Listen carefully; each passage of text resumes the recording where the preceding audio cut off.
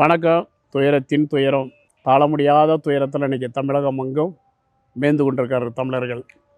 கரூருடைய சம்பவம், அந்த துயரத்தில் கண்ணீர் மலக்க நம்ம பங்கெடுத்துக்குவோம். என்ன செய்வது? நம்ம நாட்டில் இப்படி ஒரு மோகநிலை நிலவுது. அதை நினச்சி தான் வருத்தம் அடைவேன். இந்த மரணத்தில் பங்கெடுத்து துயரத்துலேயும் துன்பத்துலேயும் எனக்கு பேசவே வரல. எப்போது சரளமாக பேசிடுவேன். இரவுலேருந்து என்னால் முடியல. இரவெல்லாம் இதே நினைவோடு படுத்திருந்தேன். இதுலேருந்து எப்படி மீட்க போகிறோம் மக்களை? துயரத்தில் இருக்கிறவங்க எப்படி மீள போகிறாங்க? பாவம், குழந்தைங்க இறந்துருக்குறாங்க.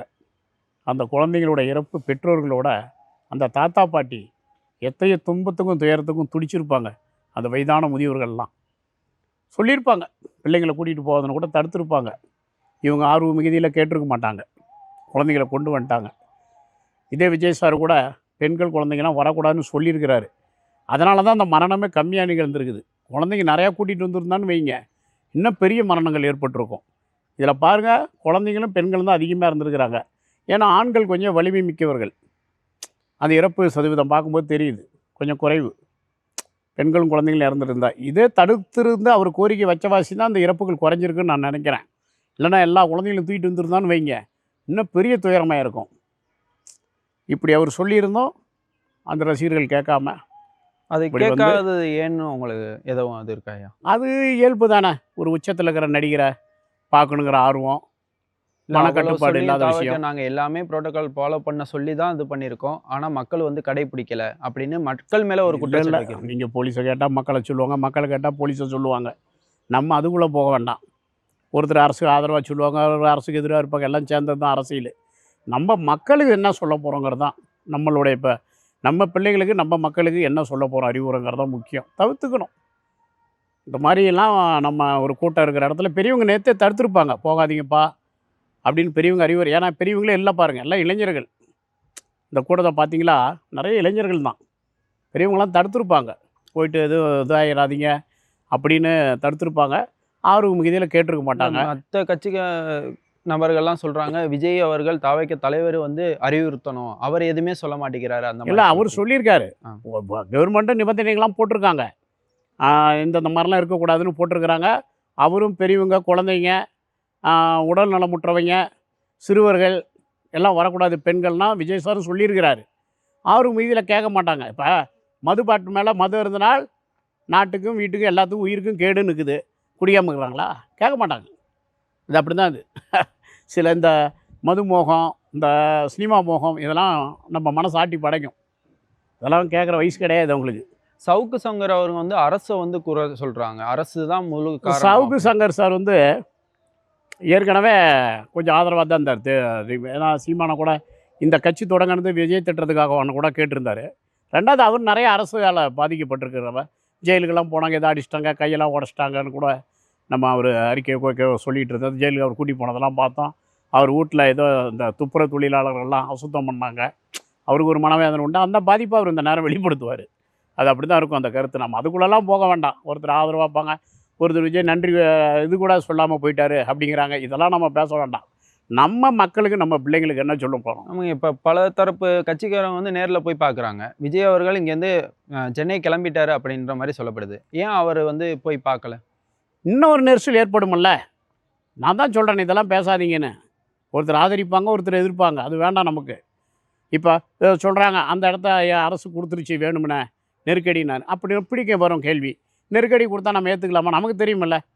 அஜிநாதன் சார் இருக்கார், ஆனந்த் சார் இருக்கார், எவ்வளோ பேர் எல்லாம் இருக்காங்க முன்னணி தலைவர்கள். இந்த இடத்த கொடுத்து நம்மளை நெருக்கடிக்கு ஆளாகிறாங்க. தவிர்த்துருக்கலாமே. இப்போ மாநாடு எப்படி நடத்தணும்? நம்ம வெளியில் செட்டை போட்டு பந்தல் போட்டு சேர் போட்டு தான் நடத்தணும். மாவட்டத்துக்கு ஒரு தான் சார் பண்ணுறாரு விஜய் சார். அதை அந்த மாதிரி கூட வெளியிலே டாப்பில் சேர் போட்டு கூட பண்ணியிருக்கலாம். அது அப்படியும் கேள்வி வரும் இல்லையா? இது இவங்க கொடுத்துட்டாங்கன்னா கூட இப்போ எனக்கு ஒரு தப்பில் சூழ்ச்சியில் சிக்க வைக்க போகிறாங்க அப்படிங்கிறது எனக்கு தெரியுமில்ல. நான் தவிர்த்துடணும்ல. அதை வந்து முதல்வர் வந்து ரொம்ப கோபமாக இருக்கார். கண்டிப்பாக விஜய் அவர்களை வந்து அரெஸ்ட் பண்ண வாய்ப்பு இருக்குது அப்படின்ற மாதிரி சொல்கிறாங்க. கோபமாக இருக்காரு இல்லை, அறிக்கை என்ன வருதுன்னு பார்ப்பாங்க. இது எதனால் நடந்திருக்குது அப்படின்னு ஒரு அரசு பார்க்கும். நீங்க பார்த்த அளவுக்கு காவல்துறை சரியான பாதுகாப்பு கொடுத்தாங்களா? என்ன பாதுகாப்பு தர முடியுது இவ்வளோ பெரிய கூட்டத்துக்கு? அந்த இடமே தப்பானதாக இருக்குது. என்ன கேட்டால் இந்த மாதிரி பொது இடத்துல வண்டி நிறுத்தி பேசுகிறதையும் தவிர்க்கணுமே. வெளியில் ஏதாவது பெரிய கலைஞர், பெரிய கூட்டம் வரும்னு தெரியும், வெளியே நல்ல ஒரு வெளியே இடத்த எடுத்து பல ஏக்கர்கள் கிடக்குது, கொஞ்சம் சுத்தம் பண்ணி இந்த மாநாடு நடத்துனாங்க இல்லையா, அது மாதிரி கூட பண்ணிட்டு போயிருக்கலாம். பொதுவா வந்து ஒரு மாநாடு கரெக்ட்டா சரியா முறையில மாநாடா இருக்கட்டும், ஒரு அரசியல் கூட்டமா இருக்கட்டும், எப்படி நடக்கணும்னு எதிர்பார்க்குறீங்க உங்களோட சைடு? மக்களுக்கு பாதிப்பு இல்லாமல் மக்களுக்கு பாதுகாப்போட உணவு தண்ணி வசதியோடு நடக்கணும். இப்போ சொல்கிறாங்க, அதுலேயே ஒரு தொண்டர் சொல்கிறாரு நேற்று அந்த கரூர்லேயே, இதுக்கு முன்னாடி செந்தில் பாலாஜி முதல்வர் வச்சு ஏதோ ஒரு நடத்தினார் அங்கே பொது முப்பெரும் விழா. ஆமா. அதில் செந்தில் பாலாஜி சார் ஒவ்வொருத்தருக்கும் கவரில் போட்டு பிஸ்கெட்டு, உணவு, தண்ணி பாட்டில் எல்லாம் கொடுத்துருக்காரு. நாங்கள் அப்படி சாப்பாட்டுக்கெல்லாம் வரலாம், நாங்கள் 1000 ரூபா செலவு பண்ணி வந்திருக்கிறோம் எங்கள் தலைவருக்காகன்றாங்க. இப்படி பாதுகாப்பு இல்லாமல் போகாதீங்க. தண்ணி பாட்டில் வச்சுங்க, உணவு வச்சுங்க. 7-8 மணி நேரம் நேற்று காத்துக்கிட்டு இருந்திருக்கிறாங்க. இதையும் சேர்த்து தான் பார்க்கணும். பிரச்சனைனா சும்மா இந்த பக்கம் விஜய் சாரை குறை சொல்லுவது, அந்த பக்கம் அரசை குறை சொல்லுவது, இது மட்டும் பிரச்சனைக்கு தீர்வு அல்ல. நம்ம பாதுகாப்பை நம்ம உறுதிப்படுத்திக்கணும். போகிறவங்க நம்ம பாதுகாப்பாக இருக்கிறோமா, நமக்கு தேவையான வசதிகள் இருக்காங்கிறத இவங்க உறுதிப்படுத்திக்கிட்டு போகணும். ஒருத்தர் மேலே ஒருத்தர் ஏறிட்டு போகக்கூடாது. நான் மக்களுக்கு அதுதான் சொல்லுவேன். புரியுதுங்களா? புரியுது. இப்போ வந்து இந்த இறந்தவங்களுக்கு என்ன அரசியல் ரீதியா என்ன பண்ணுவாங்கன்னு நீங்க என்ன பண்ணுவாங்க? நிதி உதவி கொடுப்பாங்க, அறிவுரை கொடுக்கணும்.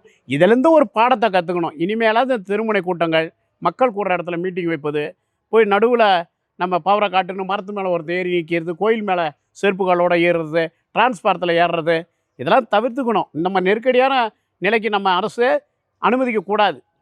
இனிமேல் அரசு அது யாராக இருந்தாலும் ஒரு நேரத்தில் நீங்கள் பார்த்தீங்கன்னா அந்த தலைவருக்கு பேரெல்லாம் பஸ் ஓடிக்கிட்டு இருந்தது. தந்தை பெரியார், அம்பேத்கர் இப்படியெல்லாம் ஓடி அதெல்லாம் ரத்து பண்ணாங்க. எம்ஜிஆர் பேரில் இருந்தது, ஜெயலலிதா பேரில் பஸ் ஓடிச்சு, எல்லாம் ரத்து பண்ணாங்க. ஏன்னா இந்த பஸ்ஸுங்க தலைவருக்கு கல் எடுத்து அடித்து கலவரம் ஏற்படுதுன்னு தவிர்த்துக்கிட்டாங்க, ரத்து பண்ணிட்டாங்க நிறைய இடத்துல. அதே மாதிரி எலெக்ஷன் அப்போ இந்த சுவரில் வால்ட்டிங் பண்ணியிருக்கிறதெல்லாம் அழிச்சிடணும். யாரும் அந்த நேரம் இருக்கக்கூடாது. அந்த மாதிரி இதையும் இனிமேல் நெருக்கடியான இடங்களில் பொதுக்கூட்டம் நடத்த அனுமதிக்கக்கூடாது.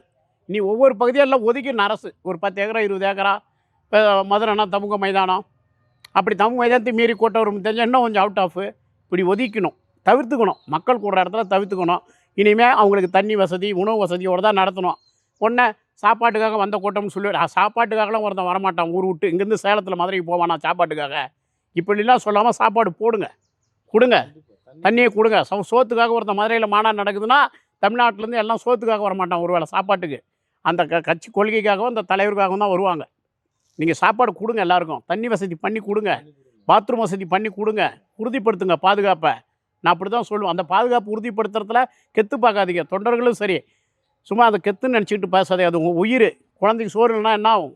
மயக்கம் வரும், உனக்கும் மயக்கம் வரும். நேரத்தில் 7-8 மணி நேரம் காத்துக்கிட்டு இருந்துருக்கிறீங்க. இப்போ இந்த இழப்பு வந்து விஜய்க்கு ஒரு பெரிய பின்னடைவை தருமா? தமிழக அரசியலுக்கு இது ஒரு விழிப்புணர்வு ஏற்படுத்தும். அந்த மரணத்திலேருந்து இனிமேல் எப்படி பொதுக்கூட்டங்களை நடத்தணுங்கிறத கற்றுக்கணும். ஏங்க ஊருக்குள்ளே வியாபாரம் நடக்கிற இடம், பசு போகிற இடம், மக்கள் காய்கறிகள் வாங்குகிற இடம், மருத்துவமனைகள் இருக்கிற இடத்துல போய் போகிற வழியை மறித்து பொதுக்கூட்டம் நடத்துறது எந்த விதத்திலங்க நியாயம்? இல்லை இதை பொதுவாக இப்போ பாருங்கள், பீச்சில் நடத்தக்கூடாது சட்டம் இருக்குதா? நம்ம சீரணி இறங்கணும்னு சொல்லுவோம் மெரினா பீச்சில். அந்த மாதிரி நாடு முழுவதுமே, தமிழகம் முழுவதுமே மக்கள் நடமாடக்கூடிய இடத்துல போக்குவரத்துக்கு இடையூறா, ஒரு மார்க்கெட்டுக்கு இடையூறா, பொருட்கள் வாங்குறதுக்கு இடையூறா, கடைகணிகள் நேர்ந்து வணிகத்துக்கு நடுவில் போயிட்டு இப்படி நடத்தக்கூடாதுங்கிறது என் அன்பு கோரிக்கை. அவுட்டாவுக்கு போயிடுங்க. தண்ணி, பாத்ரூம் வசதி, மருத்துவ வசதி. ஒருத்தர் மயக்கம் அடைஞ்சா எல்லாரையும் உட்கார வைங்க, சேரை போட்டு. நல்லா அவுட்டாவுக்கு போயிடுங்க. ஆளுங்கட்சியே பெருசாக குறை சொல்லப்படுவதா? எதுனா அது அப்படி தான் இருக்குங்க. அரசியல் பேசினா நான் தான் ஆரம்பத்திலே சொன்னேன், சில பேர் அரசுக்கு ஆதரவு வைப்பாங்க, சில பேருக்கு எதிராக பண்ணாமல். அதெல்லாம் பேச வேண்டாம். மக்களுக்கு நம்ம என்ன ஆலோசனை சொல்கிறோம், அவங்களுக்கு என்ன ஆலோசனை, இதில் என்ன கற்றுக்கிட்டோம், என்ன செய்ய வேண்டும் இனிமேல்?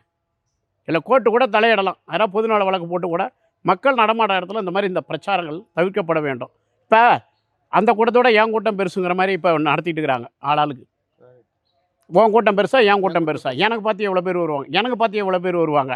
இந்த எண்ணெய் போக்கை கைவிடணும். உண்மையிலே நம்ம மக்களை வாழ வைக்கணும்னா கைவிட்டுட்டு, அவங்களுக்காக தான் நம்ம அரசு நடத்துகிறோம், அவங்களுக்காக தான் நம்மளும் அவங்க ஒரு ஆட்சிக்கு வரணும்னு ஆசைப்படுறோம். எதிர்கட்சியாக இருக்கட்டும், புதுசாக ஆட்சிக்கு வரவங்களாக இருக்கட்டும், ஆளுங்கட்சியாக இருக்கட்டும், இல்லை எதிர்கட்சியாக இருக்கட்டும், இனிமேல் வரவங்க மக்களுடைய நலன் உண்மையிலேயே கருதி அவங்களுக்கு நெருக்கடிக்கு இப்படி ஆளாக்காமல், இதில் ஒற்றும் மனதோட மக்களோட உயிரை, இன்றைக்கி போன உயிருக்கு உண்மையாக நம்ம மனசு வருத்தப்படுதுன்னா, நம்ம இனிமேல் இந்த தப்பை நெருக்கடியான இடத்துல கூட்டங்களை நிறுப்பதை தவிர்க்க வேண்டும். இதுதான் இன்றைக்கி நம்ம முதன்மை கோரிக்கை. என் நோக்கமே அதுதான். பொதுவாக எந்த மாதிரி அரசியல் அமைப்பு தமிழ்நாடு தேவைன்னு நினைக்கிறீங்க? இந்த மாதிரி கூட்டங்களை தவிர்த்துட்டு நல்லா பொது இடத்துல மக்களுக்கு பாதுகாப்பானது, அவங்களுடைய வசதிகள் என்ன, அடிப்படை வசதிகள் என்ன தேவை, இந்த மாதிரி பொதுக்கூட்டங்களுக்கு நடத்துறதுக்கு தேவையான அரசு தேவை. உண்மையாகவே இப்போ எங்கே போனாலும் அதை போக்குவரத்தை மறிச்சிடுறாங்க. இப்படி சுற்றிட்டு போ, அப்படி சுற்றிட்டு போ, பாதுகாப்புன்னு. அதெல்லாம் இல்லாமல் எங்கேயாவது அவுட் ஆஃபில் போய் நடத்திங்க. அங்கே கூப்பிட்டுங்க. அங்கே உங்களை உணவு வசதி, தண்ணி வசதி ஏற்படுத்துங்க. இதுதான் நான் அன்பு வேண்டுகோளாக வைப்பேன். இந்த மரணத்துலேருந்து ஒரு நிவாரணம் வேணும்னா, இனி ஒரு மரணம் இப்படி தமிழகத்தில் இருக்கக்கூடாதுன்னு நினச்சா, பாதுகாப்பான முறையில் சேரை போட்டு உட்கார வச்சு, அவங்களுக்கு உணவு கொடுத்து, தண்ணி கொடுத்து, மருத்துவ வசதியோடு நடத்துங்க. இதை தான் நான் கேட்டுக்குவேன் எல்லாருக்குமே. சரி. அதை நிச்சயம் நடக்குங்கிறத இந்த மரணத்துலேருந்து நான் எதிர்பார்க்குறேன்.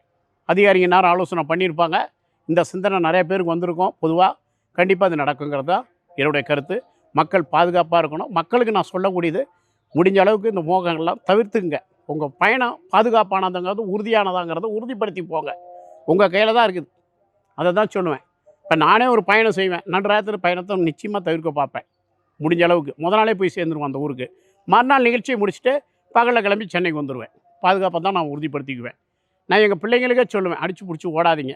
நான் கேட்டரிங்கில் கூட சொல்லுவேன், ஒரு 2 மணி நேரம் முன்னாடி வச்சு வண்டியை பாதுகாப்பாக ஓட்டிகிட்டு போங்க. கடைசி நேரத்தில் லேட் பண்ணி கொண்டு போய் ஒரு விபத்தில் நம்ம மாட்டிக்கக்கூடாது. இப்படிலாம் நான் எச்சரிக்கை உணர்வோடு தான் இருக்கிறோம். அதனால தான் நம்மளுக்கு விபத்துகள்லாம் குறைவாக இருக்குது. இல்லைன்னா இன்னும் விபத்துகள் அதிகரிச்சிடும். அந்த பாதுகாப்பு உன் கையில் தான் இருக்குது. நாளைக்கு நம்ம அடுத்தவங்களை கை நீட்டுறதுக்கு முன்னாடி நம்ம என்ன செய்ய வேண்டியதுன்னு இருக்குதுல்ல. அரசை குறை சொல்லலாம், விஜயசாரை குறை சொல்லலாம், மாறி மாறி சொல்லிகிட்டு இருக்கலாம். ஆனால் நான் எப்படி இருக்கணுங்கிறது இருக்குதுல்ல. என் மேலே என்ன தப்பு இருக்குதுங்கிறதையும் நான் ஒத்துக்கணுமில்ல. புரியுதா?